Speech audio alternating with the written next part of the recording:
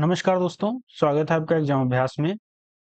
Test series की श्रृंखला में यह हमारी डिकोड एग्जाम की इकोनॉमिक्स की पहली टेस्ट सीरीज है। ठीक है, इकोनॉमिक्स की पहली टेस्ट सीरीज है। हमने साइंस की टेस्ट सीरीज सॉल्व कर ली है, हिस्ट्री और पॉलिटी ज्योग्राफी की test series subject wise solve कर ली है।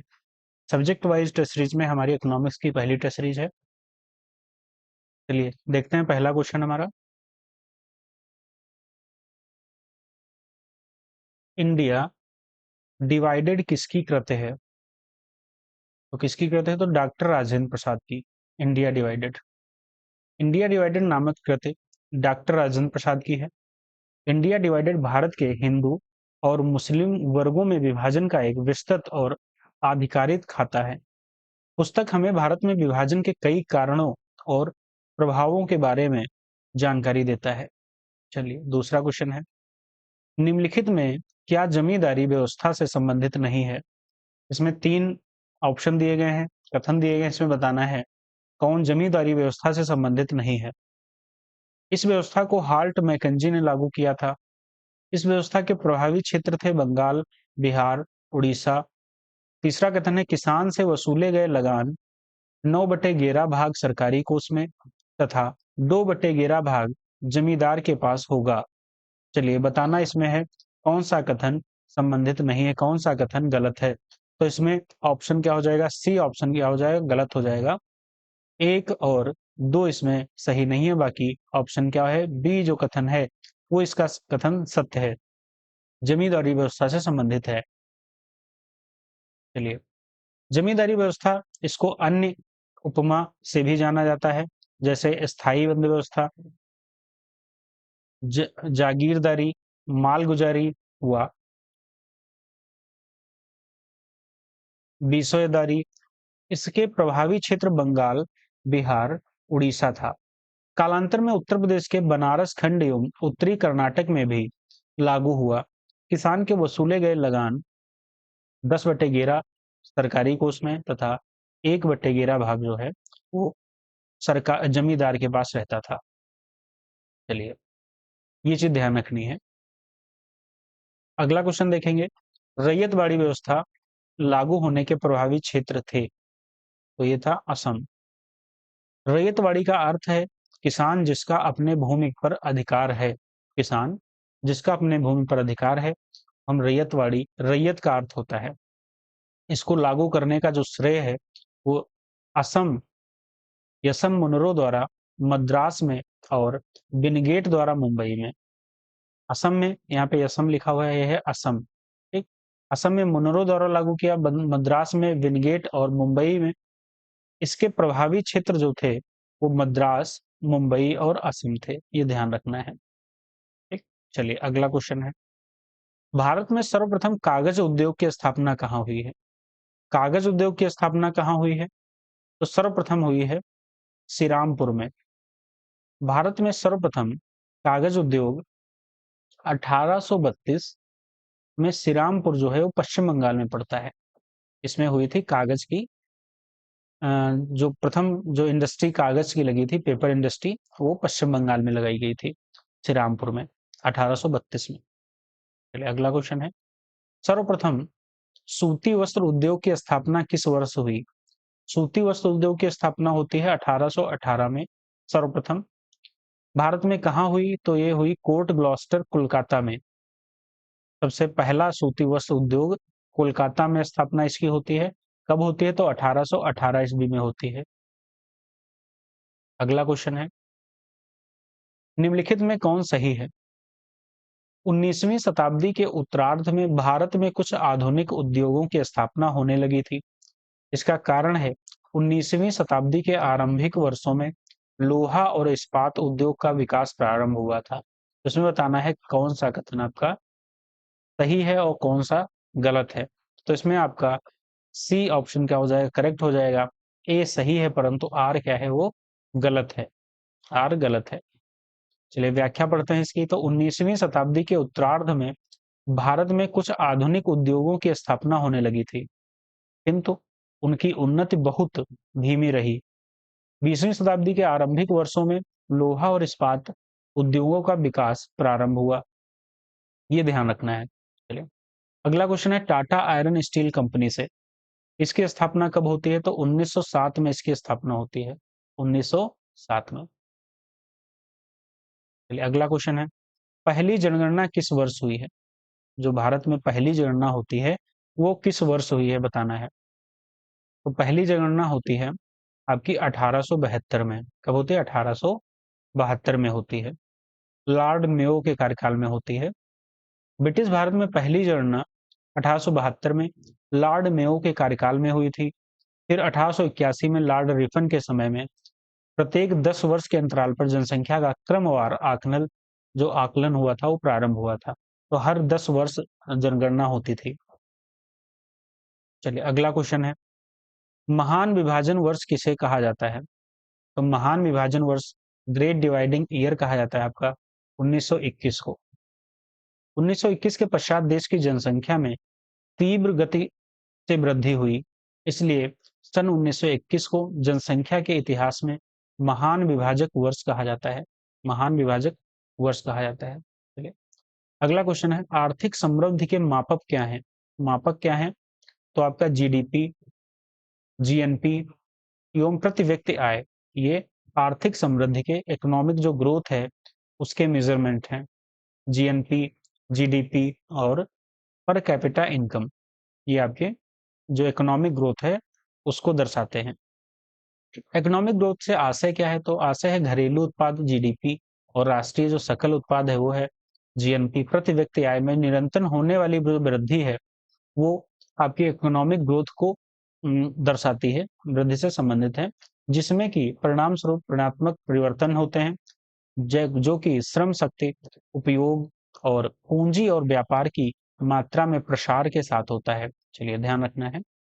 अगला क्वेश्चन है, निम्नलिखित में कौन सही है? बताना है इसमें से कौन सही है। तो एक तरफ दिए गए हैं आर्थिक विकास का मापन और एक तरफ महत्वपूर्ण व्यक्ति दिए गए हैं, इसमें बताना है कौन सा सही। तो इसमें सही है आपका ऑप्शन बी, क्रय शक्ति समता विधि। इससे संबंधित है तो विश्व बैंक से संबंधित है, विश्व बैंक से संबंधित है। मॉरिस डी मॉरिस क्या है? तो जीवन की भौतिक गुणवत्ता सूचकांक। विश्व बैंक क्रय शक्ति समता विधि और मानव विकास सूचकांक महबूब उल हक और पॉल स्टीरन क्या मतलब कौन सा जारी करते हैं? तो ये करते हैं आपका मूल आवश्यकता दृष्टिकोण। चलिए ध्यान रखना है। अगला क्वेश्चन देखेंगे, पहला मानव विकास रिपोर्ट यूएनडीपी द्वारा कब जारी किया गया था? तो कब जारी किया गया था? तो 1990 और 91 में जारी किया गया था। तो ऑप्शन इसका ए करेक्ट हो जाएगा, ऑप्शन ए। मानव विकास सूचकांक आर्थिक विकास की एक व्यक्तिनिष्ठ अवधारणा है जिसका परिणात्मक मापन संभव नहीं है। इसके गुणात्मक मापन का प्रयास संयुक्त राष्ट्र विकास कार्यक्रम जो यूनाइटेड नेशन डेवलपमेंट प्रोग्राम है द्वारा 1990 से सतत रूप से जारी है, जिसे मानव रिपोर्ट, विकास report SDR, human development report की संज्ञा दी गई है। चलिए अगले क्वेश्चन पढ़ते हैं, मानव विकास सूचकांक की अवधारणा का विकास किसने दिया था? तो किसने किया था आपका? तो महबूब उल हक और अमर्त्य सेन, इन्होंने किया था मानव विकास सूचकांक की अवधारणा। मानव विकास सूचकांक की अवधारणा इन्होंने दिया था अमर्त्य सेन और महबूब उल हक ने। अगला क्वेश्चन देखेंगे, असमानता समायोजित मानव विकास सूचकांक एसडीआई, जो असमानता समयोजित मानव विकास सूचकांक है आईएसडीआई और लिंग असमानता सूचकांक मूल्यों के निर्धारण को सर्वप्रथम किस मानव रिपोर्ट से शामिल किया जाता है? तो बताएंगे आप एसडीआर 2010, एसडीआर 2015, एसडीआर 2009 या एसडीआर 2014। तो इसमें एसडीआर 2010 से संबंधित है, एसडीआर 2010 से। तो इसमें ऑप्शन क्या हो जाएगा? ए करेक्ट इसका ऑप्शन हो जाएगा, ऑप्शन हो जाएगा ए करेक्ट इसमें। असमानता समायोजित मानव विकास सूचकांक और लिंग असमानता सूचकांक मूल्यों के निर्धारण को सर्वप्रथम एचडीआर 2010 मानव रिपोर्ट से शामिल किया गया है। अगला क्वेश्चन पढ़ेंगे, मानव विकास सूचकांक के अंतर्गत कौन सा कीर्तिमान शामिल है? तो आपका जीवन प्रत्याशा, शिक्षा और आय शामिल है। जीवन प्रत्याशा, लाइफ एक्सपेक्टेंसी और एजुकेशन और स्टैंडर्ड ऑफ लिविंग, ये तीन चीजें शामिल हैं इसमें। इसमें मानव विकास सूचकांक के अंतर्गत। चलिए अगला क्वेश्चन पढ़ेंगे। पंचवर्षीय योजना के जनक कौन है? इंपॉर्टेंट क्वेश्चन, पंचवर्षीय योजनाएं पूछी जाती हैं, आर एग्जाम में भी पूछी जाती हैं और पीसीएस एग्जाम में भी पूछी जाती हैं। तो स्टालिन इसके जनक माने जाते हैं पंचवर्षीय योजना के। जोसेफ स्टालिन को पंचवर्षीय योजना का पिता कहा जाता है, जो यूएसएसआर में 1998 में प्रस्तुत किया गया था। अगला क्वेश्चन जाएंगे। सूक्ष्म अर्थशास्त्र क्या है?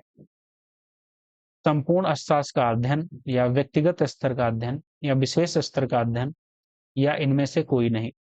तो इसमें जो पढ़ेंगे हम सूक्ष्म अर्थशास्त्र, तो संपूर्ण अर्थशास्त्र का जो अध्ययन है उसे हम सूक्ष्म अर्थशास्त्र कहते हैं। चलिए तो ऑप्शन इसका हो जाएगा ए, करेक्ट हो जाएगा। चलिए, माइक्रो इकोनॉमिक्स अर्थशास्त्र की वह शाखा है जो समग्र रूप से किसी अर्थव्यवस्था के व्यवहार और प्रदर्शन का अध्ययन करती है। यह अर्थव्यवस्था में बेरोजगारी, विकास दर, जो सकल घरेलू जो है सकल घरेलू उत्पाद और मुद्रास्फीति जैसे समग्र परिवर्तनों पर केंद्रित है। अगले क्वेश्चन पढ़ेंगे। निम्नलिखित में किसकी संस्तुति पर भारत में योजना आयोग का गठन हुआ था? On whose recommendation was the Planning Commission of formed in India? तो केसी नियोगी की जो संस्तुति थी, प्लानिंग ऑफ कमीशन फॉर्म मतलब रिकमेंडेशन थी, इसके तहत प्लानिंग कमीशन जो इंडिया में गठन किया गया था। 1946 में गठित केसी नियोगी समिति की संस्तुति पर भारत में योजना आयोग का गठन 15 मार्च 1950 को एक गैर संवैधानिक तथा परामर्शदात्री निकाय के रूप में किया गया था। चलिए अगला क्वेश्चन है, नीति आयोग के पदेन अध्यक्ष कौन होते हैं? तो होते हैं प्रधानमंत्री।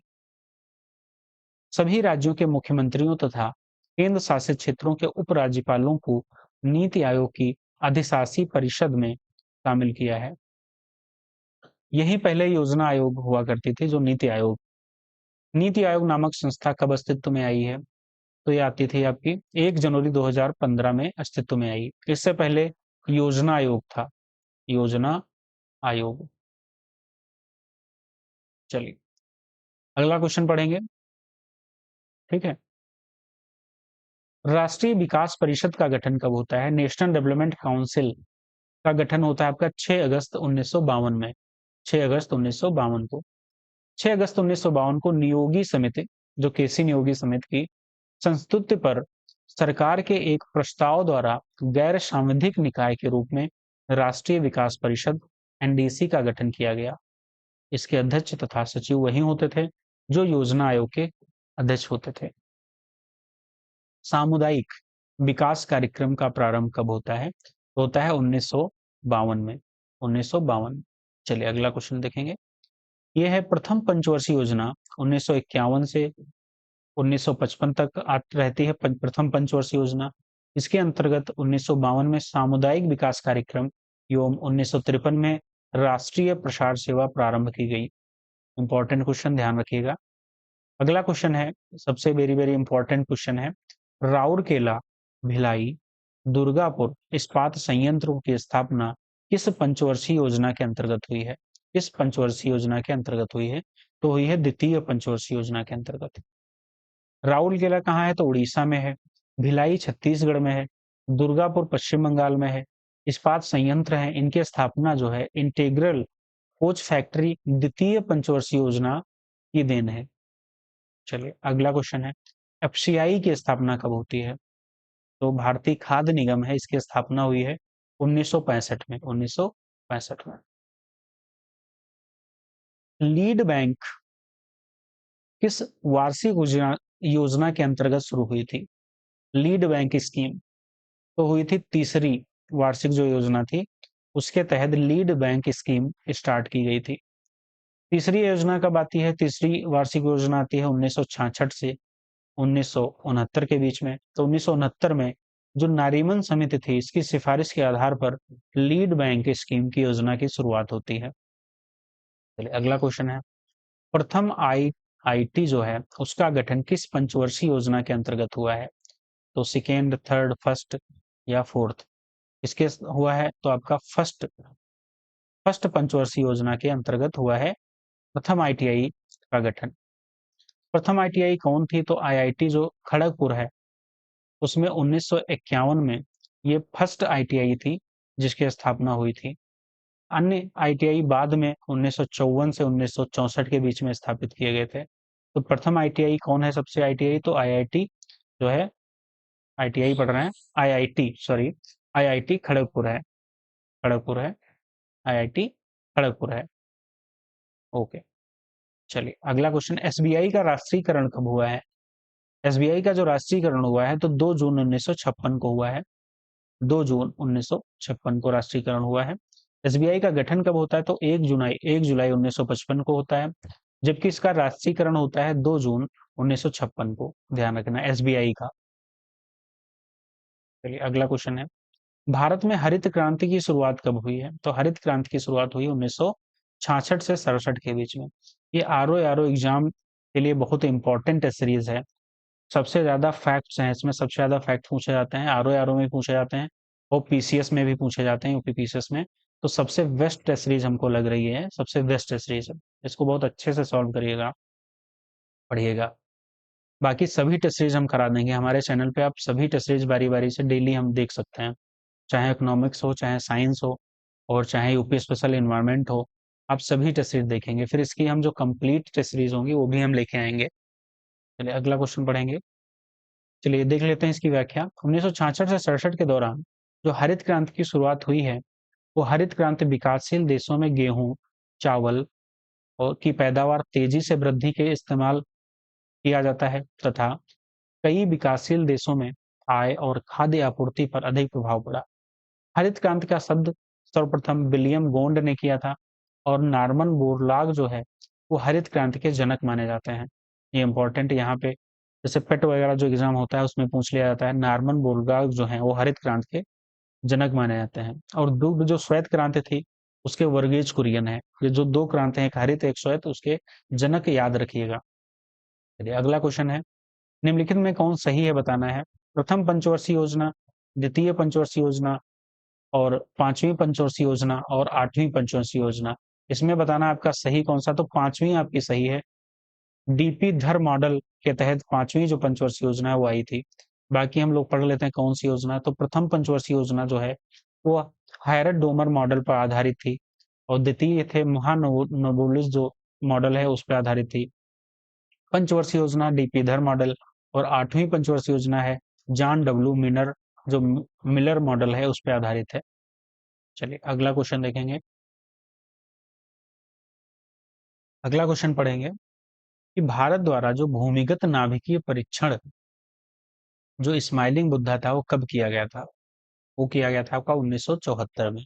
1974 में 1974 में भारत द्वारा भूमिगत नाभिकीय परीक्षण, स्माइलिंग बुद्धा नाम दिया गया था इसका, परीक्षण किया गया था 1974 में। अगला क्वेश्चन है, हिंदू वृद्धि दर से संबंधित है, किसके द्वारा किया गया था? तो हिंदू वृद्धि दर किसके द्वारा दिया गया था? तो राजा कृष्णा के द्वारा दिया गया था, राजा कृष्णा। ये प्रोफेसर राजा कृष्णा ने 7वीं योजना को हिंदू वृद्धि दर के रूप में वर्जित किया। यह राष्ट्रीय आय अथवा भारतीय अर्थव्यवस्था की वास्तविक वृद्धि से संबंधित है। 1991 से पहले स्वाधीनता के प्रथम 3 दशक के दौरान भारत समाजवादी अर्थव्यवस्था की वास्तविक आर्थिक वृद्धि 3.5% प्रति वर्ष की दर से बढ़ने के कारण इसे हिंदू वृद्धि दर के नाम से अभिव्यक्त किया जाता है। ये ध्यान रखिएगा। अगला क्वेश्चन पढ़ेंगे, निम्नलिखित में कौन सही है भारतीय अर्थव्यवस्था के संदर्भ में? मेल्ट डाउन, मंदी, स्लो डाउन, या इसमें से कोई नहीं? तो इसमें बताना इसमें से कोई नहीं संबंधित है, सही है। सही क्या है? तो जो मेल्ट डाउन है वो प्रतिभूतियों एवं बंध पत्रों में गिरावट की जो स्थिति है उसको कहा जाता है मेल्ट डाउन। जीडीपी की में गिरावट जब होती है तो उसे हम मंदी कहते हैं, और आर्थिक क्रियाओं की जो हासमान होती है, ह्रासमान स्थिति है, उसे हम क्या कहते हैं? स्लो डाउन कहते हैं। क्या कहते हैं? Slow down. अगला क्वेश्चन है, निम्नलिखित में से कौन सही है? तो जो बैंकों का राष्ट्रीयकरण होता है वो 1980 में हुआ। 1980 में हुआ, यही आपका सही हो गया।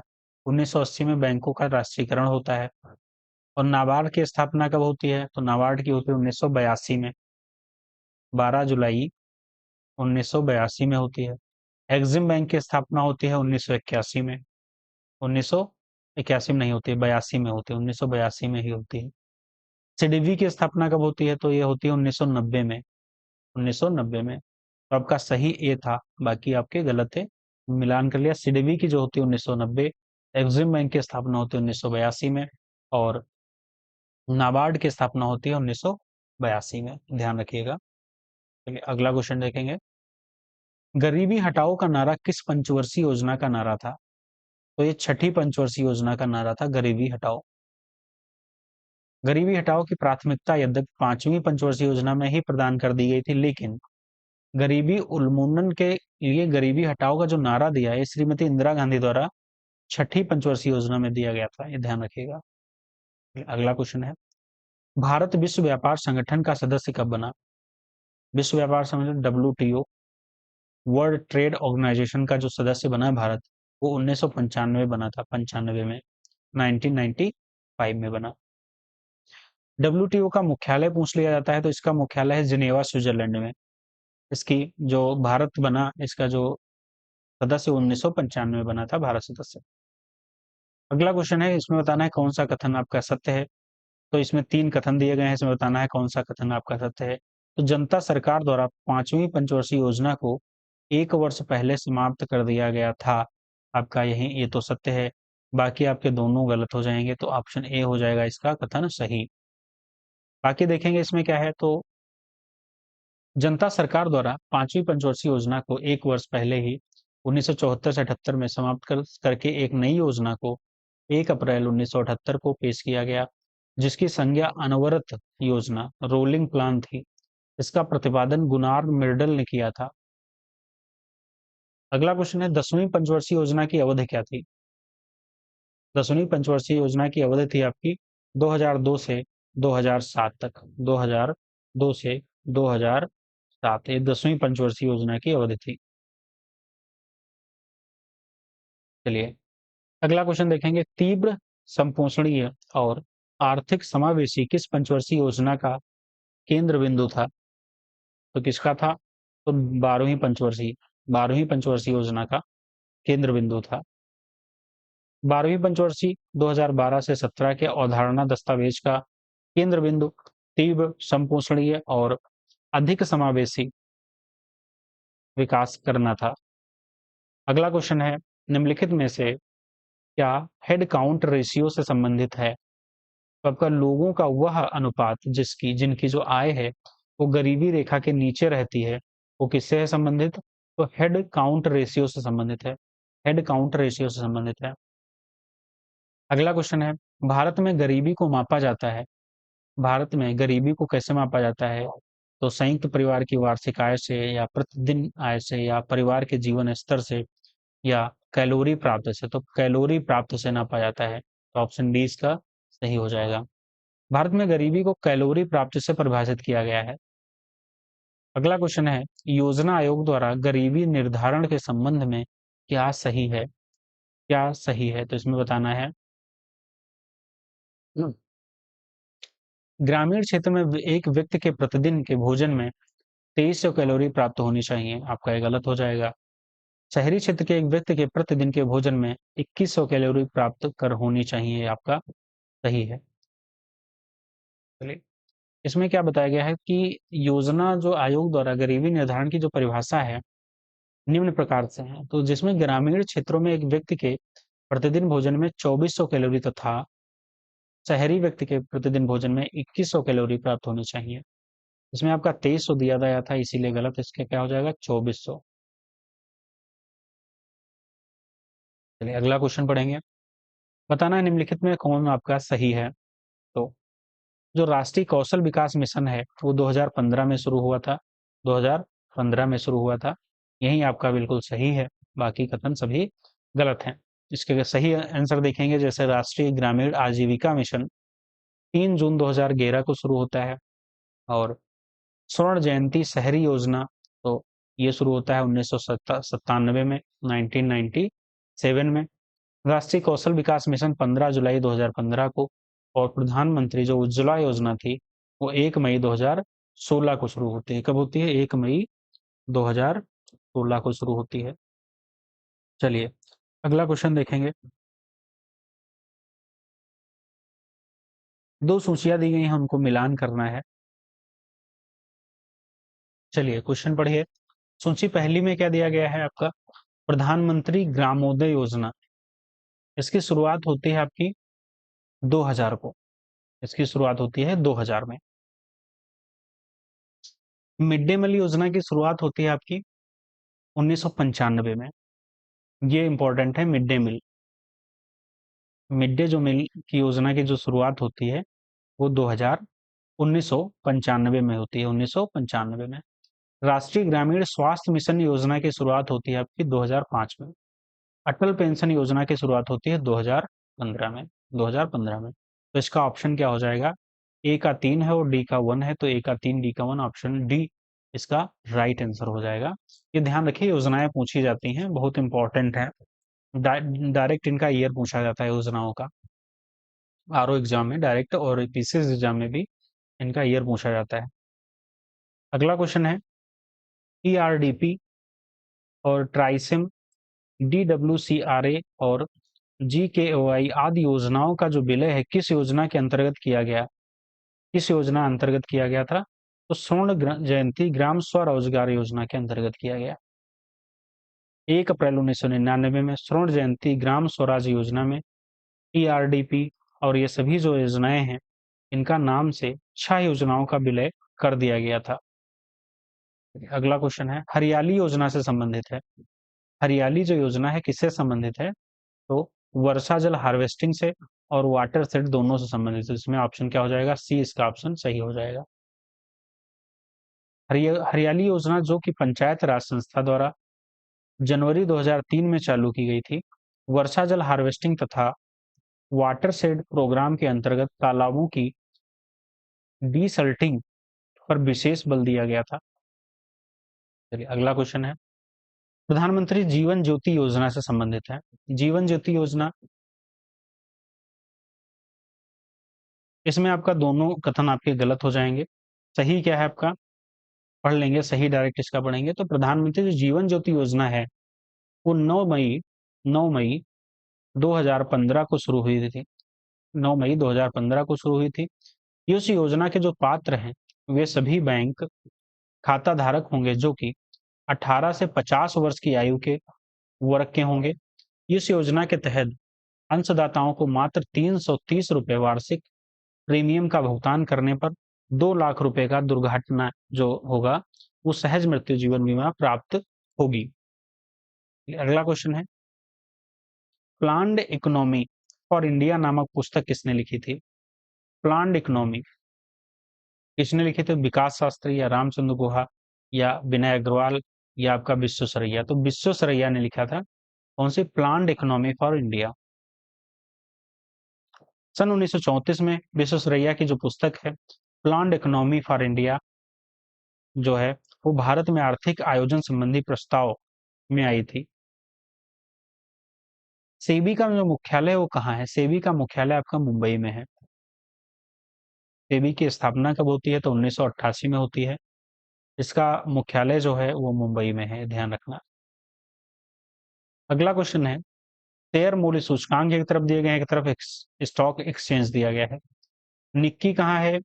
मिविटल और नासडॉक और एस एंड पी, ये आपका दिया गया है। तो इसमें बताना है सही कौन सा है आपका, तो डी इसका सही हो जाएगा आंसर। एस एंड पी जो है वो कनाडा का है। कनाडा का है शेयर मूल्य सूचकांक। निक्की कहाँ है? तो निक्की आपका टोक्यो। मिविटल कहाँ है? तो इटली का है। और नासडॉक कहाँ है? तो यूएसए का है। और एस एंड पी आपका कनाडा का है। ये आपके स्टॉक एक्सचेंज है। बॉम्बे स्टॉक एक्सचेंज की स्थापना कब हुई? तो आपका 1875 में हुई थी। बॉम्बे स्टॉक एक्सचेंज की स्थापना 1875 में। इसका स्टॉक एक्सचेंज मुंबई के नाम से जाना जाता है, जिसे 2002 में नाम बदल दिया गया बॉम्बे स्टॉक एक्सचेंज। पहले नाम स्टॉक एक्सचेंज मुंबई के नाम से जाना जाता था। 2002 में इसका नाम बॉम्बे स्टॉक एक्सचेंज बीएससी कर दिया गया था।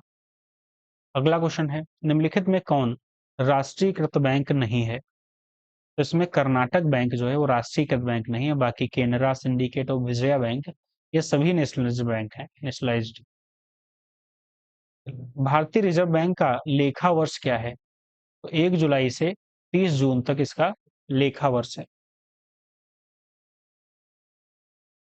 चलिए अगला क्वेश्चन है, बाकी जो भारत में वित्तीय वर्ष 1 अप्रैल से 31 मार्च तक का होता है, लेकिन भारतीय रिजर्व बैंक का लेखा वर्ष जो है वो 1 जुलाई से 30 जून तक होता है। क्षेत्रीय ग्रामीण बैंक की स्थापना कब हुई? तो क्षेत्रीय ग्रामीण बैंक की स्थापना हुई आपकी 1975 में। प्रथम ग्रामीण बैंक की स्थापना होती है 2 अक्टूबर 1975 को। क्षेत्रीय ग्रामीण बैंक में केंद्र सरकार, राज्य सरकार जो तथा प्रवर्तक बैंक का 50 आपका होता है केंद्र सरकार का अनुपात, 15% राज्य सरकार का और 35% प्रवर्तक बैंक के अनुपात में पूंजी लगाती है। अगला क्वेश्चन है, इसमें बताना है कौन सा सही है। वित्तीय संस्थाएं एक तरफ दी गई है, एक तरफ स्थापना वर्ष दिया गया है। इंपीरियल बैंक ऑफ इंडिया, इसका स्थापना वर्ष कब होता है? तो इसका स्थापना वर्ष 1922 नहीं, 1900 क्या है 21। भारतीय साधारण बीमा निगम 1974 नहीं, 1972 है। भारतीय जीवन बीमा निगम LIC की स्थापना होती है 1976 नहीं, 1956। और भारतीय औद्योगिक पुनर्निर्माण बैंक 1985 आपका सही उत्तर है। अगला क्वेश्चन है, किसने कृषि आय पर आयकर लगाने की संस्तुति की थी? तो चलैया समिति, ठीक है, रिकमेंड किया था चलैया समिति ने कि एग्रीकल्चर जो इनकम है इस पर टैक्स लगाया जाए। चलैया समिति गैर कृषकों की वार्षिक आय पर आयकर लगाने की संस्तुति की थी। राष्ट्रीय रोजगार गारंटी योजना का जो शुभारंभ है वो कब हुआ था? तो आपका 2 फरवरी 2006 को हुआ था राष्ट्रीय रोजगार गारंटी योजना का शुभारंभ। राष्ट्रीय रोजगार गारंटी योजना क्या है? नरेगा। नरेगा का शुभारंभ 2006 को हुआ, आंध्र प्रदेश के अनंतपुर जिले से बदनापल्ली गांव में प्रधानमंत्री द्वारा किया गया था। इस योजना के अंतर्गत हर ग्रामीण परिवार के सक्षम एवं इच्छुक व्यक्ति को काम दिया जाता है।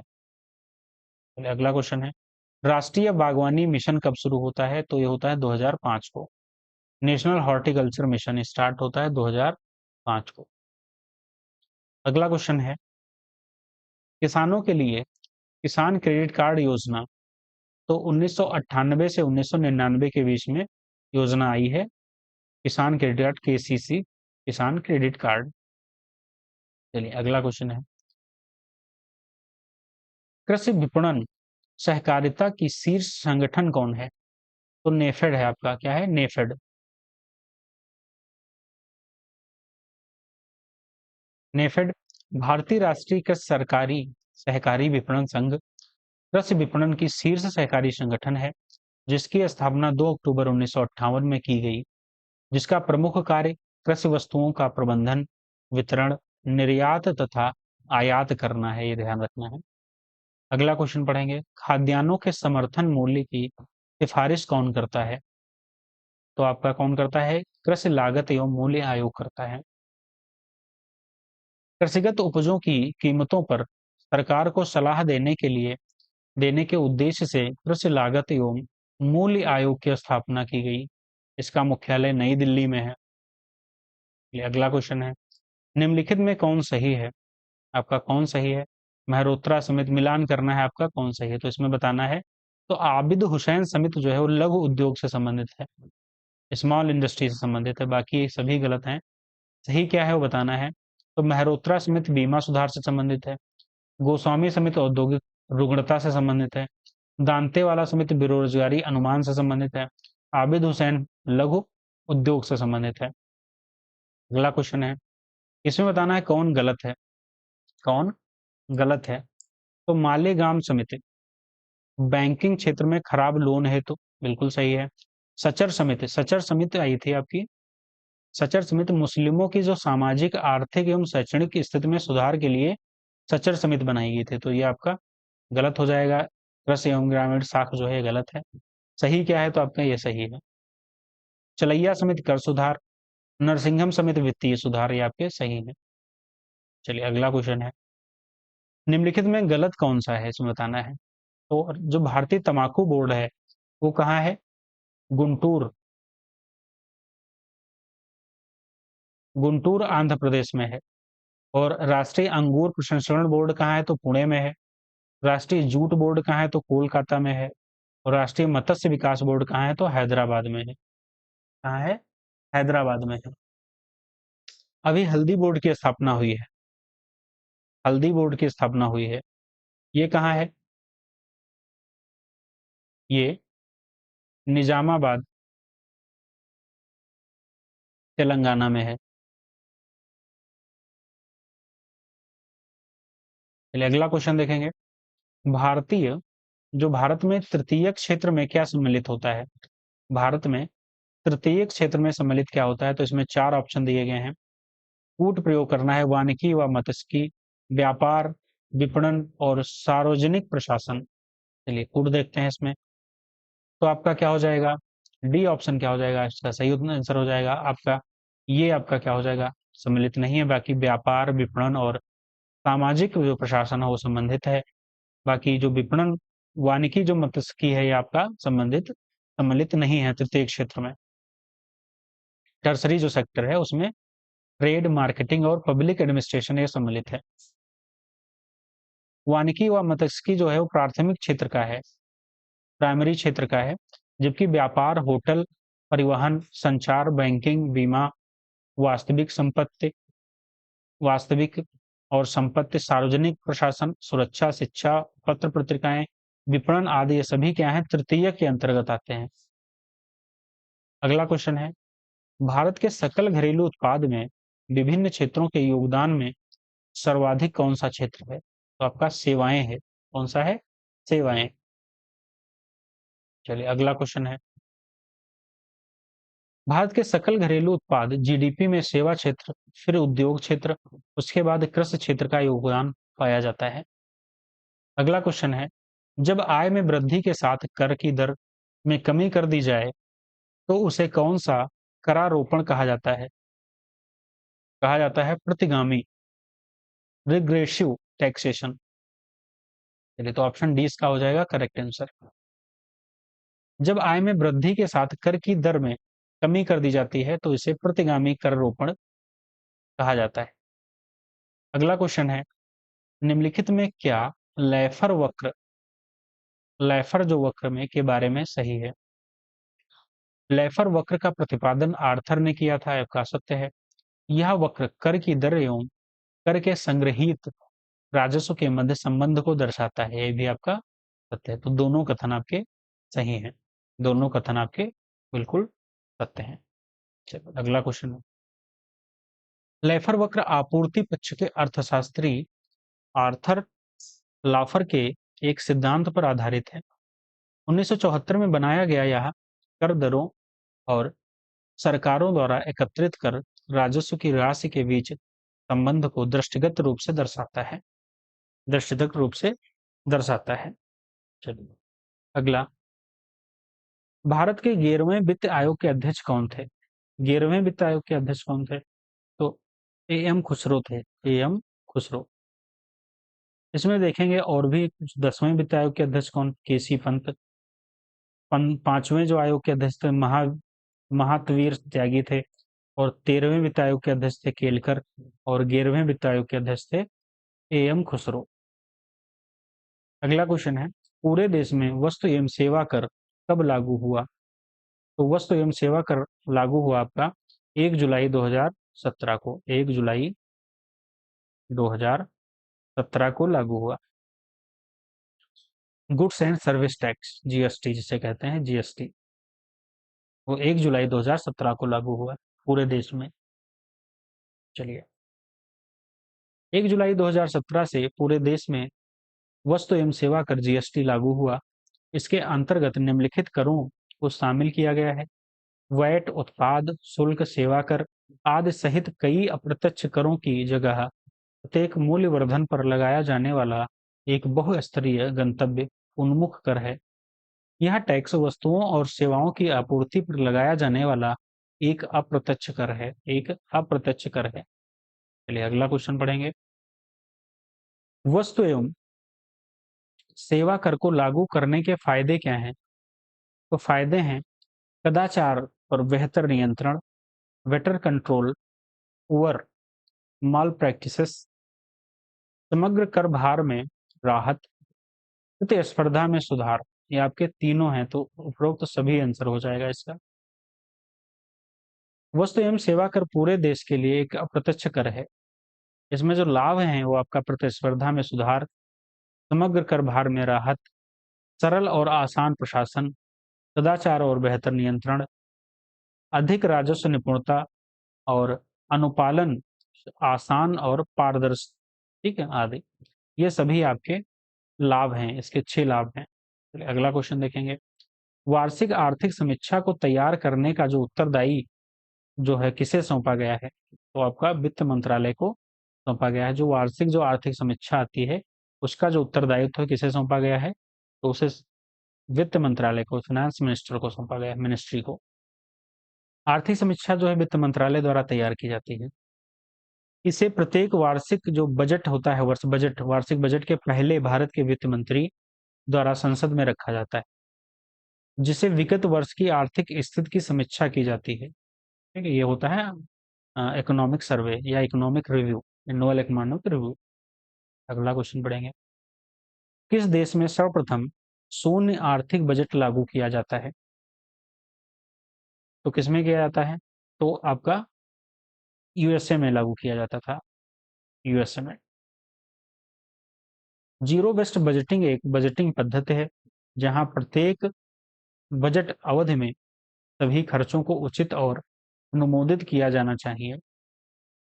1970 के दशक में पीटर पाइहर द्वारा विकसित संगठन की जरूरतों को और लागतों का विश्लेषण प्रत्येक अवधि के शुरुआत में शून्य आधार से शुरू किया गया जाता है। ठीक, चलिए अगला क्वेश्चन। भारत सरकार के बजट के कुल घाटे का सर्वाधिक योगदान होता है, इसका होता है तो राजकोषीय घाटे का। जो भारत सरकार का जो बजट में कुल घाटा होता है, वो घाटे का जो सर्वाधिक योगदान होता है वो राजकोषीय घाटे का होता है, राजकोषीय घाटे का होता है। घाटे का जो घटकाक्रम है वो राजकोषीय घाटा, फिर आगम घाटा, फिर प्राथमिक घाटा। निम्नलिखित में कौन सही है? प्राथमिक घाटा, राजकोषीय घाटा और ब्याज अदा गई, ये आपका बिल्कुल करेक्ट है। प्राथमिक घाटा, राजकोषीय घाटा और ब्याज अदा गई। तो बजटीय घाटा क्या है? तो कुल प्राप्तियां और कुल व्यय माइनस कुल व्यय। राजस्व घाटा क्या है? तो राजस्व प्राप्तियां माइनस राजस्व व्यय आप करेंगे तो आपको प्राप्त होगा राजस्व घाटा।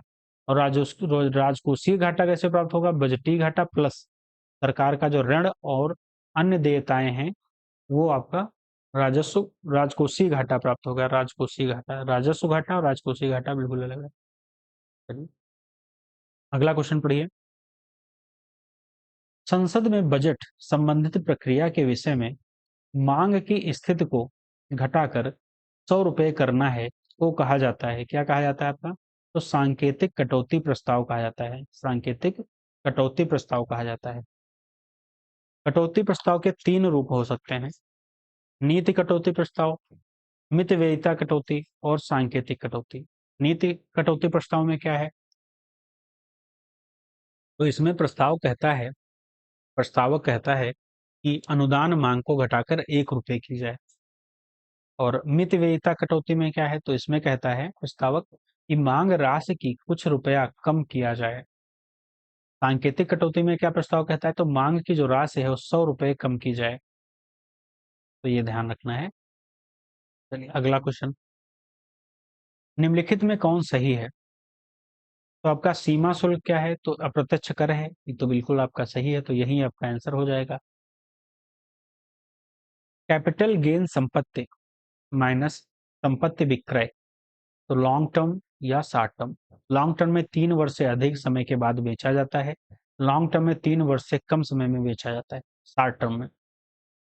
कॉर्पोरेट टैक्स क्या होता है? तो कॉर्पोरेट टैक्स माइनस प्रत्यक्ष कर जो कंपनियों के लाभ पर लगाया जाता है। कॉर्पोरेट टैक्स जो होता है वो प्रत्यक्ष कर होता है, माइनस नहीं है, यहाँ पे डैश है, ठीक है, डैश है। तो कॉर्पोरेट टैक्स जो है वो प्रत्यक्ष टैक्स है जो कंपनियों के लाभ पर लगाया जाता है। और सेंट्रल एक्साइज ड्यूटी क्या है? तो ये किसी भी कंपनी अथवा फैक्ट्री द्वारा उत्पादित वस्तुओं के मूल्यों पर लगाया जाता है। सीमा शुल्क क्या है? तो ये अप्रत्यक्ष कर है जिसे देश की सीमा के बाहर जाने वाली तथा देश में बाहर से आने वाली वस्तुओं पर लगाया जाता है। या आयात निर्यात जैसे कहते हैं, उसे हम उस पर जो लगाया जाता है उसे हम सीमा शुल्क कहते हैं। बिक्री कर क्या है? तो बिक्री कर क्या है? तो प्रत्यक्ष कर, प्रत्यक्ष उत्पादन या व्यापार। तो ये अप्रत्यक्ष कर है बिक्री कर। क्या है? इनडायरेक्ट टैक्स है। उत्पादन जो है एक्साइज ड्यूटी, बिक्री कर, सीमा शुल्क, सेवा कर, ये सभी क्या हैं? इनडायरेक्ट टैक्स हैं, अप्रत्यक्ष कर। अगला क्वेश्चन है, केंद्र व राज्यों के मध्य वित्त का बंटवारा किया जाता है। तो वित्त आयोग द्वारा किया जाता है वित्त का बंटवारा। अगला क्वेश्चन, मुद्राओं का सरल तरलता का सही क्रम क्या है? तो आपका तरलता का सही क्रम है M1, M2, M3 और M4। ये आपका तरलता का सही क्रम है। पंजाब नेशनल बैंक की स्थापना कब हुई? तो पंजाब नेशनल बैंक की स्थापना हुई आपकी 1894 में। 1894 में। 1894 में प्रथम पूर्ण रूप से भारतीय प्रबंधन वाले बैंक पंजाब नेशनल बैंक की स्थापना की गई।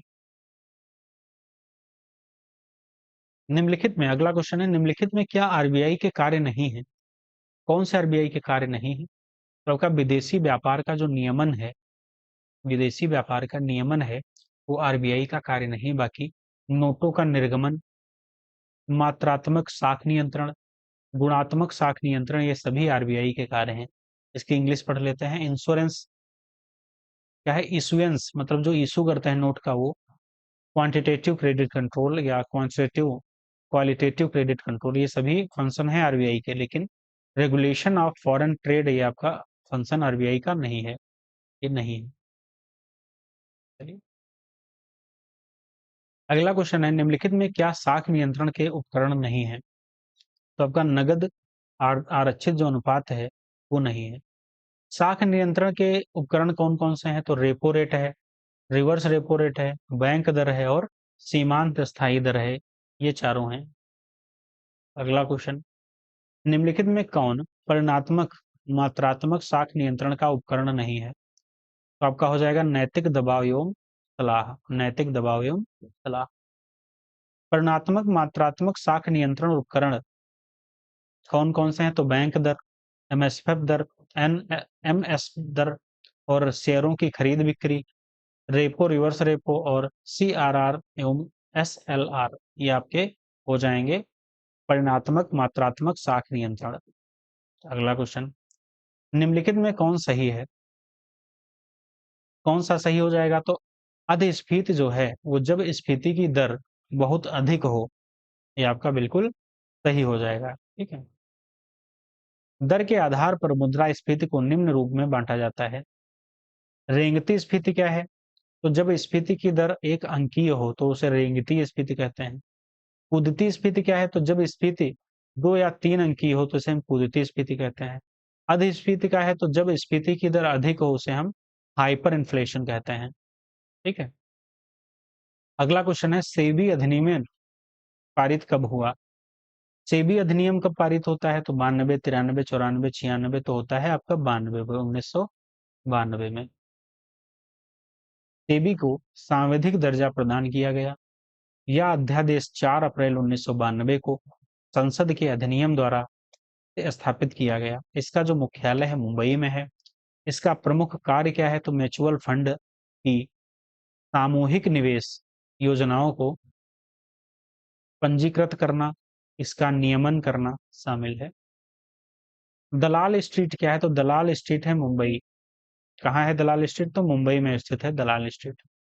बंबई शेयर बाजार जो है बीएससी, दलाल स्ट्रीट मुंबई में स्थित है।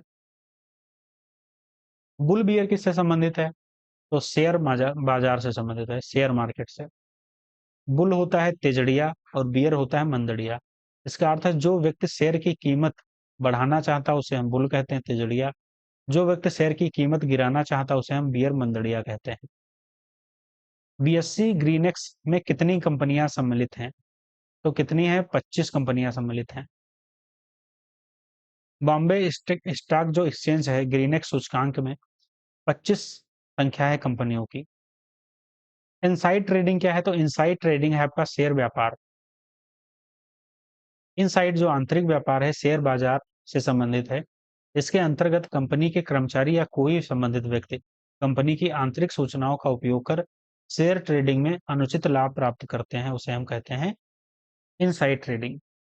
अगला क्वेश्चन है, गिल्ट एज्ड क्या है? गिल्ट एड्ज मार्केट रिलेटेड किससे संबंधित है? तो आपका सहकारी प्रतिभूतियों का बाजार से संबंधित है, गवर्नमेंट सिक्योरिटीज मार्केट से संबंधित है। आप इसकी इंग्लिश भी पढ़ लीजिएगा क्योंकि कुछ वर्ड जो है समझ में नहीं आएंगे, इंग्लिश में कुछ वर्ड्स आपके समझ में आएंगे, तो आप इंग्लिश भी पढ़ लीजिएगा। चलिए, गिल्ट एज्ड बाजार में रिवर्स रिजर्व बैंक के माध्यम से सहकारी और अर्ध सरकारी प्रतिभूतियों का जो क्रय विक्रय किया जाता है, इन सहकारी, सरकारी और अर्ध सरकारी प्रतिभूतियों का मूल्य स्थिर रहता है और अन्य प्रतिभूतियों के समान इनमें अस्थिरता नहीं होती। यही कारण है कि बैंक और अन्य संस्थाएं इन प्रतिभूतियों के लिए विशेष आकर्षण रखती हैं।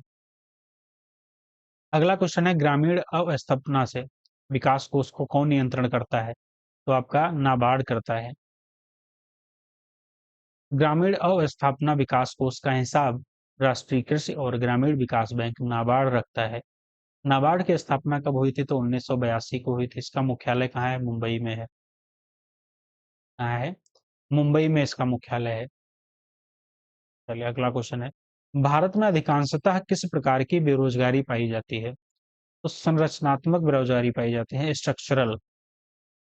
भारत सहित विकासशील देशों और अल्प विकसित देशों में पाई जाने वाली अधिकांशतः बेरोजगारी संरचनात्मक है होती है।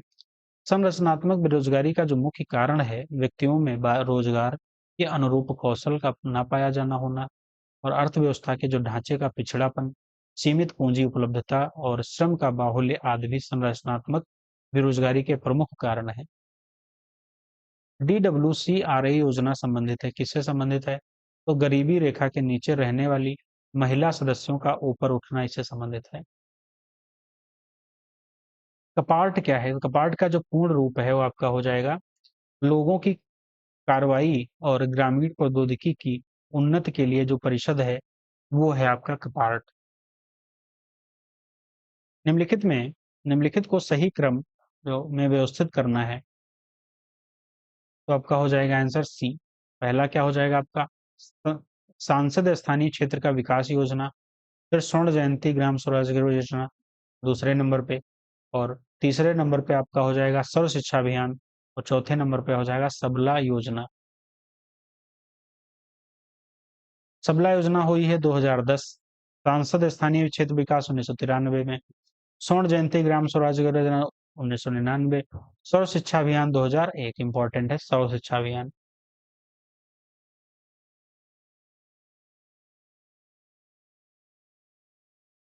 चलिए, अगला क्वेश्चन, दो सूचियां दी गई, उनको मिलान करना है।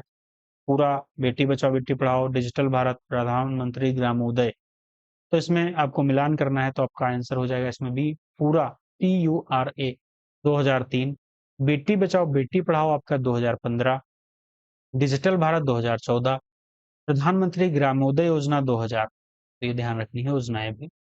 अगला क्वेश्चन क्या है, निम्नलिखित में किस बेरोजगारी के अंतर्गत सीमांत उत्पादकता शून्य होती है? सीमांत उत्पादकता शून्य होती है, किस बेरोजगारी के अंतर्गत होती है?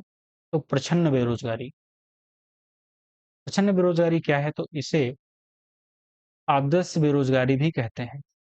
इसके अंतर्गत श्रमिक बाहर से तो काम पर लगे हुए प्रतीत होते हैं, किंतु वास्तव में उन श्रमिकों की उस कार्य में आवश्यकता नहीं होती।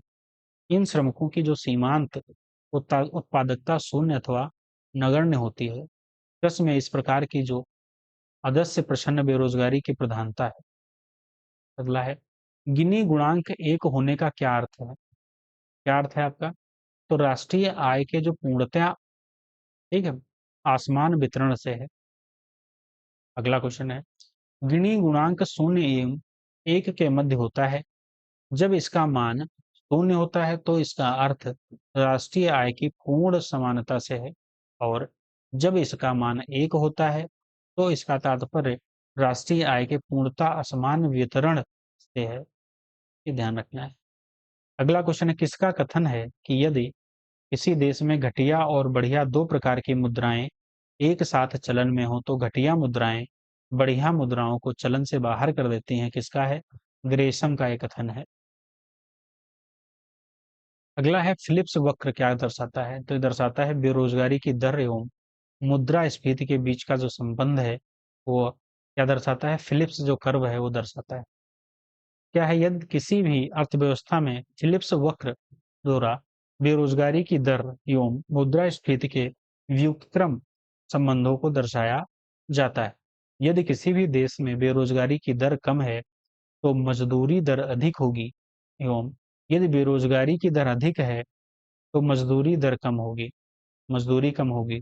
अतः फिलिप्स वक्र बेरोजगारी तथा मुद्रा मजदूरी के बीच वस्तु विनिमय को व्यक्त करता है, ध्यान रखना। चलिए, हमारे 100 क्वेश्चन कंप्लीट हुए।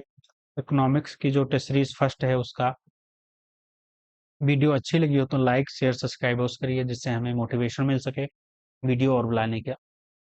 हम लोग डिटोर एग्जाम की जो बेस्ट टेस्ट सीरीज है ये सभी लाने की कोशिश कर रहे हैं, जिसमें इकोनॉमिक्स की पहली टेस्ट सीरीज हो गई है।